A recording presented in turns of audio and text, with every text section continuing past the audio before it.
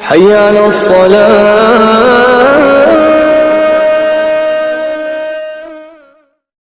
السلام علیکم ورحمۃ اللہ وبرکاتہ۔ محترم و معزز سامعین کرام، آج ہم آپ کے سامنے نبی صلی اللہ علیہ وسلم کی پیاری حدیث لے کر آئے ہیں، جس کا عنوان ہے مسواک کے فائدے۔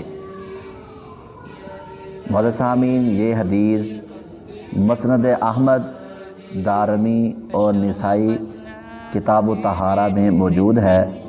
حضرت عائشہ رضی اللہ تعالی عنہا، جو کہ نبی رحمت صلی اللہ علیہ وسلم کی زوجہ مکرمہ ہیں، بیان فرماتی ہیں کہ السواک مطہرۃ للفم و مرضات للرب۔ مسواک جو ہے یہ منہ کی صفائی کے لیے ہے، منہ کی پاکی کے لیے ہے، یعنی اس کی صفائی کے لیے، اور فرمایا ومرضات للرب، اور اس میں رب کی خوشنودی ہے۔ مسواک کا کرنا یہ اللہ کی رضا حاصل کرنا ہے۔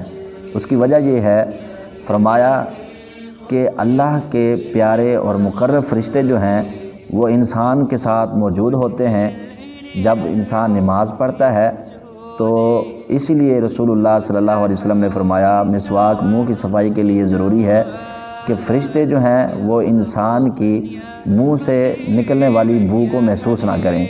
اس لیے فرمایا مسواک جو ہے وہ منہ کی صفائی کے لیے اور اللہ کی خوشنودی کے لیے ہے۔ تو جب اشرف المخلوقات انسان کے منہ سے بو آتی ہوگی تو اللہ ناراض ہوگا، کیونکہ اس کے مقرب فرشتوں کو اس سے کراہت ہوتی ہے۔ اور فرشتوں کی بات تو بعد میں ہے، سب سے پہلے نماز میں یا ویسے کسی مجلس کے اندر دوست و احباب بیٹھے ہوتے ہیں تو منہ سے بو آنے کی وجہ سے جو ہے وہ کراہت محسوس کرتے ہیں۔ اسی بات پر نبی صلی اللہ علیہ وسلم نے فرمایا مسواک کرنی چاہیے، کیونکہ یہ منہ کی صفائی کے لیے اور رب کی خوشنودی حاصل کرنے کا ذریعہ ہے۔